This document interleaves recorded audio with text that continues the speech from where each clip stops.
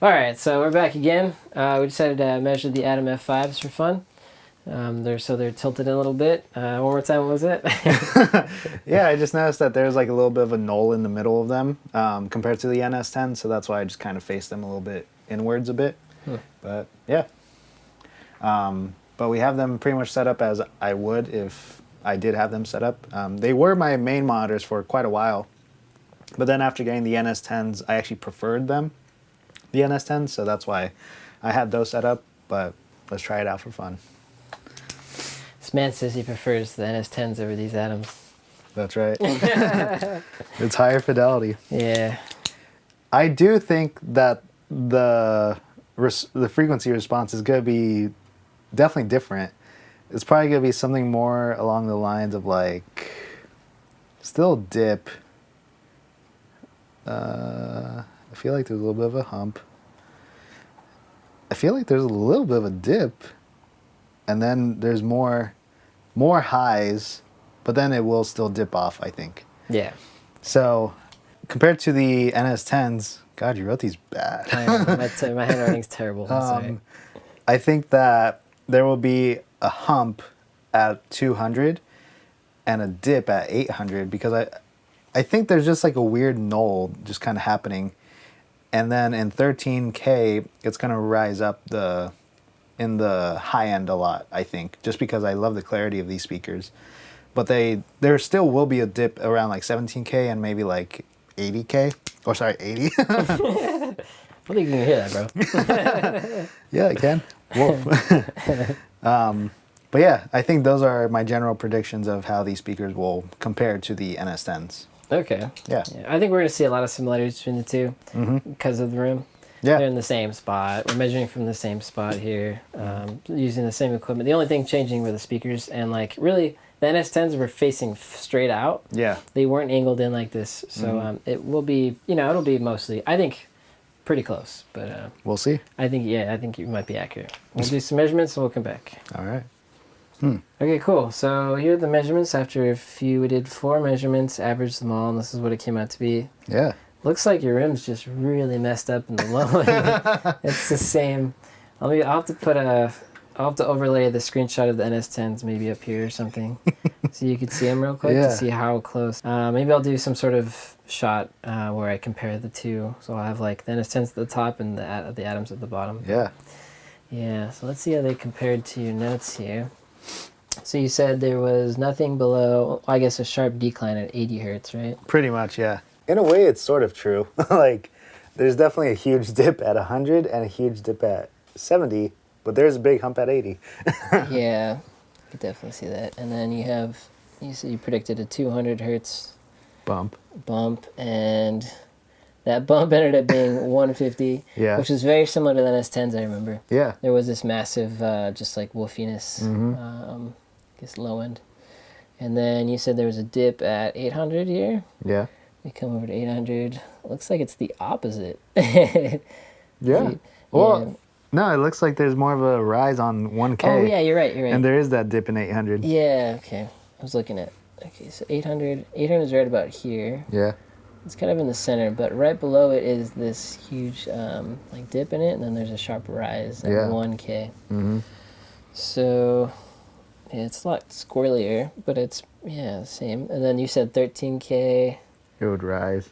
I guess not. I guess not. That's like... Well, as you can see, even though it does dip off, it does rise again right here. Right. Around, was that 17? Yeah. Yeah, it starts going up at 17. So I was right in that it does rise up again. Yeah, not at 13K, but... Yeah. Because it's might be up as 13K, but... Yep.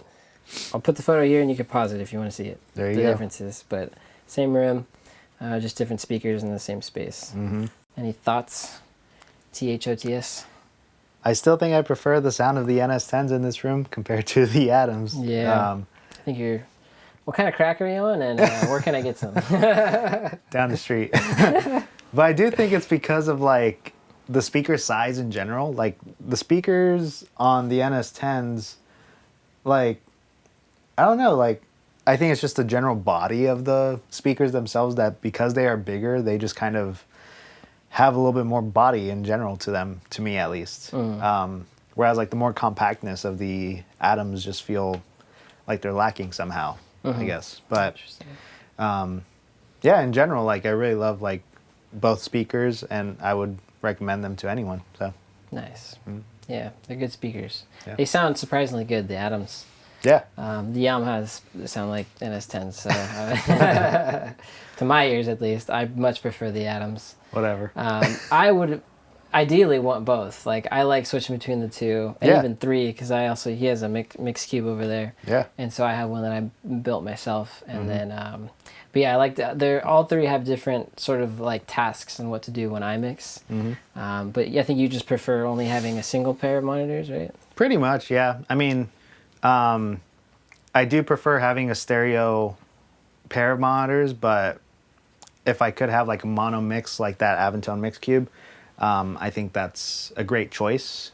But it's just a matter of just finding like really great stereo monitors to just have and just to see what your stereo image looks like on speakers. Yeah. So yeah, single pair of monitors. That's cool. I like that. And I tend to, I guess another thing in this room too is I tend to use a lot of, or I tend to do a lot of my mixing in headphones as well. Just because that's how I listen to music a lot of the time. So therefore I listen and mix a lot with my headphones. Yeah. And what are your headphones of choice that you mix on? Currently, they are the Audio-Technica M50Xs. They're pretty beat up, as we could see. And I'm very thankful that my friend Tristan gave them to me. And they've definitely had their work hours. I also have a pair of Sony MDR 7506s, which I'm not sure where I left them, but they're somewhere. Yeah. But I am looking to kind of like upgrade those a little bit soon, just to have a different flavor of headphones. Yeah. Yeah. I would like to get some like really nice hi-fi focals eventually. Yeah, exactly. Yeah, that'd be great. Nice. Yeah. I've never had like really nice headphones before. Well, there you go. But I have listened to really nice speakers. Yeah. But the problem with speakers is that now you need, acoustic treatment to make your room sound good. That's true. Because it's a little tough to mix when your room's like that. But David's been able to do it, especially when you're like just starting out. Yeah. Like if your room looks like that, it's gonna be pretty tough because you're gonna be boosting like 4K, 14K like crazy. Yeah. And then you go to check your card and be like, my ears hurt because it's all I hear is air. Thankfully, I don't have to do a lot of crazy dips like that with my mixes or crazy adjustments. Like I do it, but it's not because of these speakers that influence it. It's just generally the mic choices that I tend to bring tend to not be as high definition as I want to. So yeah. Interesting. Definitely cool perspective. All right. Well, thanks for checking that out with us. Hopefully you learned something.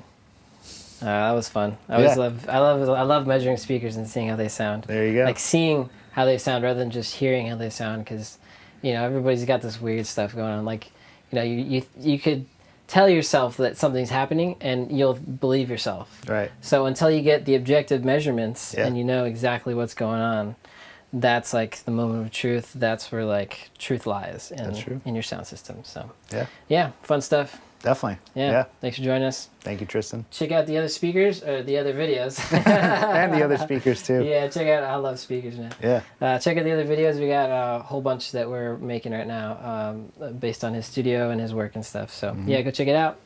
And yeah, thanks for watching. Later.